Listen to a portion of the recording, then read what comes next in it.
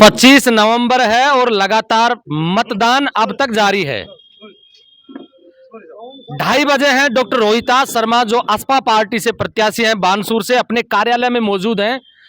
Doctor साहब, नेताओं को फुर्सत नहीं मिल रही, सांस नहीं मिल रहा उनको, सोए भी कई दिन हो गए होंगे, आप अपने कार्यालय में आराम फरमा रहे हैं?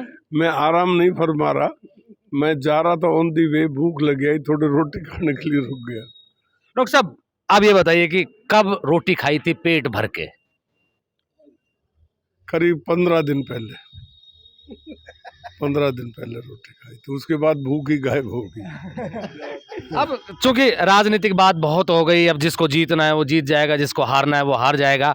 मुझे क्योंकि नेता इतने बेचैन तभी दिखते हैं जब चुनाव आते हैं, और चुनाव भी आते हैं क्या, जब उनको टिकट मिल जाता है और चुनाव प्रचार जब शुरू हो जाता है तब नेताओं की नींद उड़ जाती है।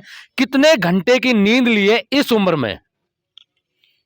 देखिए, आपका पूरा रूटीन बताइए, सुबह उठने से लेकर शाम को सोने तक का।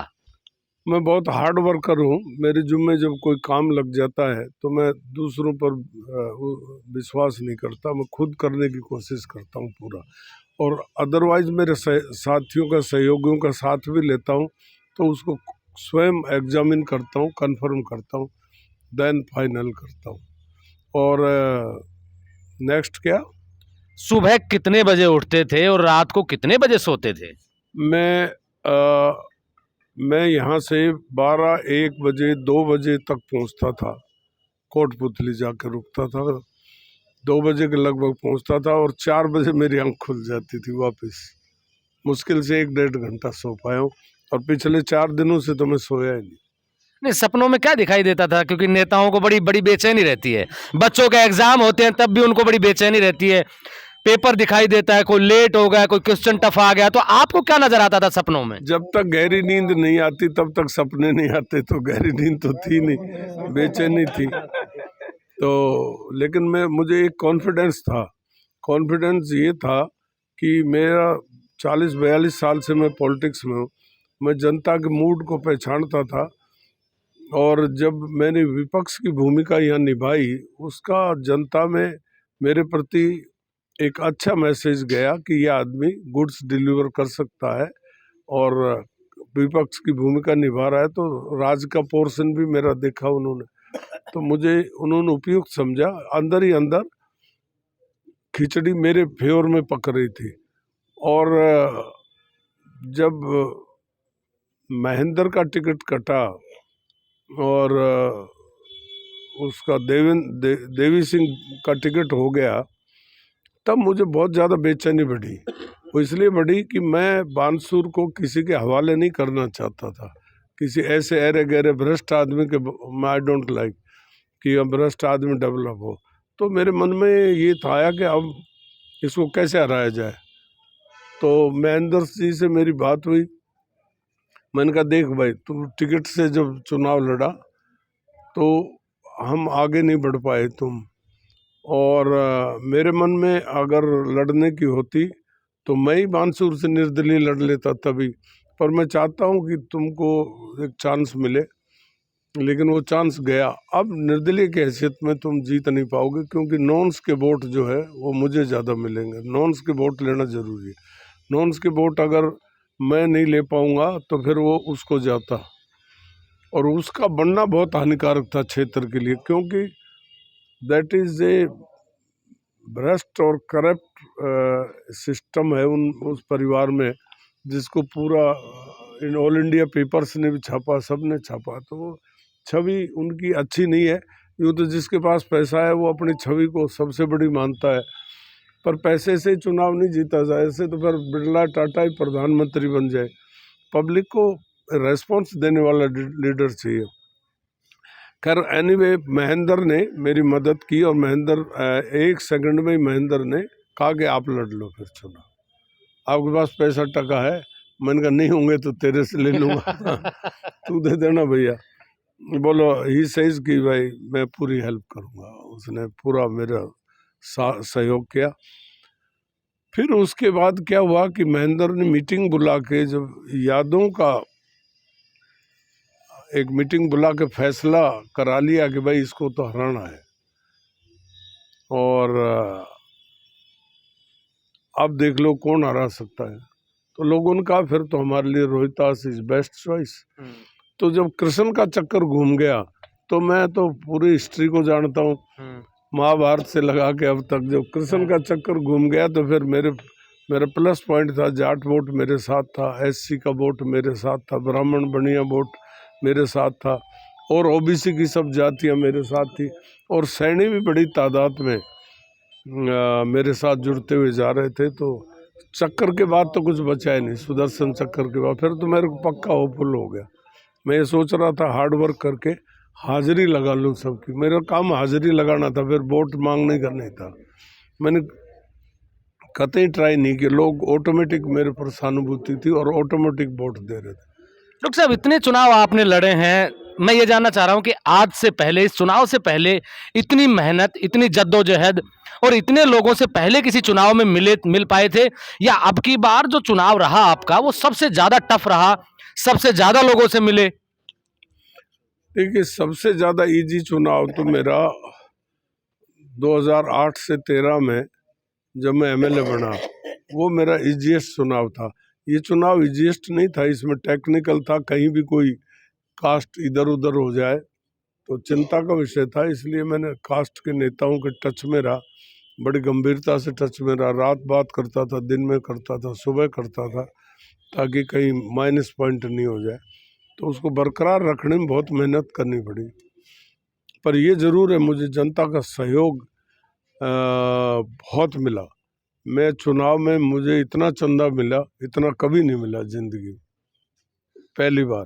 कितना चंदा मिला होगा डॉक्टर साहब, ये बता दीजिए। अब ये आंकड़ों का खेल मैं नहीं जानता, मैं सीए। क्योंकि चुनाव आयोग ने शायद विधायक को चुनाव लड़ने के लिए 40 लाख रुपए की अनुमति दे रखी है। चुनाव कितने मिले होंगे आप? 35-38 के लगभग मिल गया होगा, जो मेरे लिए बहुत है। अच्छा, नहीं, चुनाव में नेता शराब भी बांट रहे हैं, ये चुनाव आयोग पता नहीं ध्यान क्यों नहीं देता इन चीजों पे, पैसे भी बांटते हैं नेता। आपने सही बताइए डॉक्टर साहब, आपने शराब और पैसे कहाँ कहाँ और कितने कितने बांटे हैं?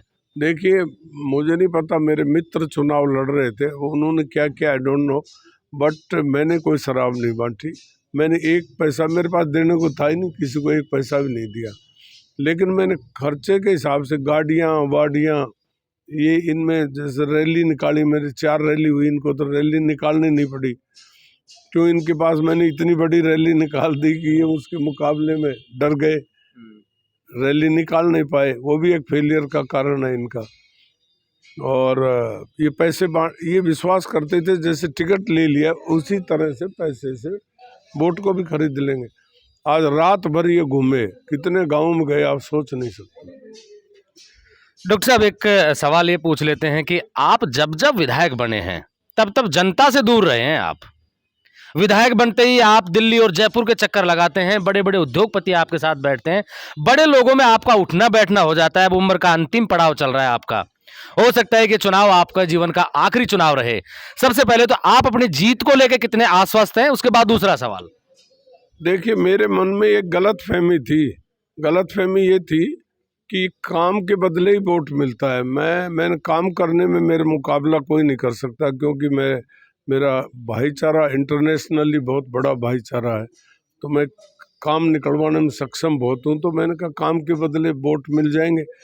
लेकिन जब मैं शकुंतला रावत से हारा, पहला चुनाव में जीता, दूसरा चुनाव में शकुंतला रावत से हारा, तो मैं ये कह सकता हूँ कि जो मुझे गुर ज्ञान मिला वो शकुंतला से मिला। अच्छा। तो मैंने अपनी हार के कारणों में गहराई से मंथन किया।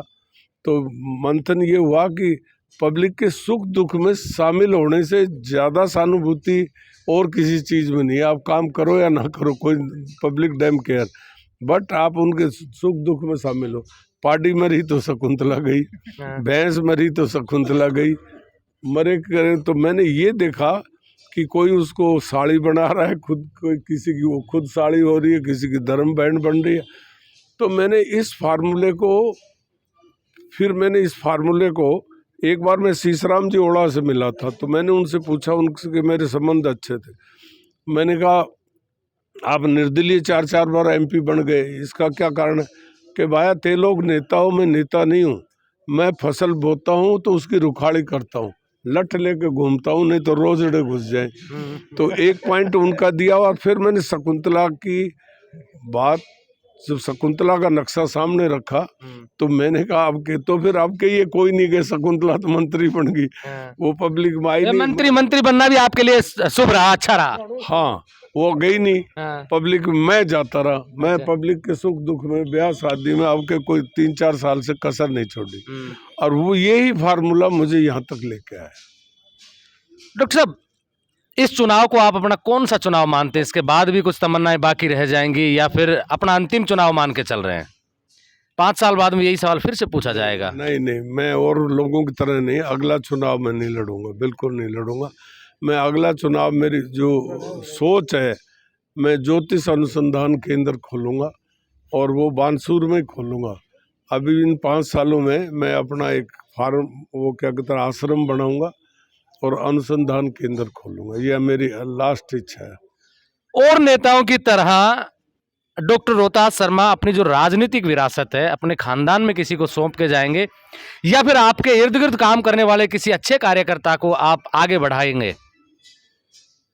देखिए, ये तो डिपेंड करता है कि किस में कितनी एबिलिटी है। कोई खानदान में अगर कोई निपुण आदमी है, कर सकता है तो करे, I have no objection. But कार्यकर्ताओं में से कोई आदमी आगे निकलता है तो और भी बेटर है, कोई दिक्कत नहीं है। जो बेस्ट परफॉर्म करेगा बिटवीन फैमिली एंड पब्लिक, मैं उसको प्रेफर करूँगा। चलते चलते अंतिम सवाल कि अगर आप चुनाव जीतते हैं, सरकार में कहीं मंत्री बनते हैं, तो आप पहले के चुनाव की तरह दिल्ली, जयपुर और दुबई के चक्कर लगाएंगे या फिर इसी जनता के बीच में 365 दिन होते हैं एक साल में और 5 साल में 1825 दिन होते हैं, 1825 दिन आप बानसूर में गुजारेंगे या फिर वही पुराने रुतबे में आ जाएंगे और जनता को भूल जाएंगे? आपने सोच तो लिया कि मेरा अंतिम चुनाव है ये? बिल्कुल नहीं, मैं अब बाहर जाऊंगा तो कोई, अब मेरी अवस्था भी नहीं रही ज़्यादा ट्रेवलिंग करना, हवाई ट्रेवलिंग करने में बहुत एक्जर्सन होता है। अब मैं नहीं जाऊंगा, मैं तो मेरा आश्रम बनाऊंगा और आश्रम में ज्योतिष से संबंधित अनुसंधान केंद्र खोलूंगा और अच्छे अच्छे विद्वान पंडितों से संपर्क करके और बानसूर में बेस्ट कैटेगरी का ज्योतिष अनुसंधान केंद्र बनाऊंगा। ये मेरी इच्छा है। डॉक्टर साहब, नेताओं के बच्चे विदेश में पढ़ते हैं, आपका इलाज भी बड़े बड़े हॉस्पिटल में होता है और फ्री में होता है, आपको हवाई जहाज का भी टिकट मिलता है, बहुत सारी चीजें मिलती है आपको। आपको नहीं लगता कि जो लोग आज आपको वोट कर रहे हैं पता नहीं किस परिस्थिति में बेचारे रहते हैं? आपको लगता नहीं कि कोई ऐसा स्कूल, ऐसा कॉलेज, ऐसा हॉस्पिटल आप खोल के जाए बानसूर में जिनमें आप और आपके बच्चे पढ़ते हों या इलाज करवाते हो? ऐसी कोई चीज खोलने की कोई तमन्ना है आपकी या फिर पहले की तरह आप? देखिए, मैंने आपको पहले भी इंटरव्यू में कहा था, मैंने मेरा चुनाव घोषणा पत्र जारी किया है, क्योंकि ना मैं अब किसी पार्टी संबंधित, तो मैंने घोषणा पत्र जारी किया कि एक टॉप क्वालिटी का मैं स्टेडियम बनाऊंगा बानसूर में, बच्चों की खेल कूद प्रतियोगिता और सर्विसेज में उससे जाने का, खेल कूद प्रतियोगिता के माध्यम से बड़ा अच्छा फ्यूचर बनता है। दूसरा, मैं एक विदेशी संस्था लाऊंगा एजुकेशन में, फॉरेन यूनिवर्सिटी, जिसके जरिए हमारे बानसूर विधानसभा क्षेत्र के नए लड़के लड़कियों के लिए एक अच्छे एजुकेशन का केंद्र बने और यहाँ से पढ़कर विदेशों में जाए, सब जाए। और तीसरा, मैं नगर पालिका को रीऑर्गेनाइज करूँगा, और क्योंकि अभी जो नगर पालिका का स्वरूप है वो अच्छा नहीं है, तो इसका डिलिमिटेशन करेंगे निश्चित तौर पर। एक मेरा सोच ये है कि बानसूर में घूमने फिरने के लिए एक शानदार वृद्ध लोगों के लिए घूमने का एक बाग बगीचा तैयार हो जाए, मीटिंग केंद्र बन जाए। हाँ, आपकी उम्र के हिसाब से।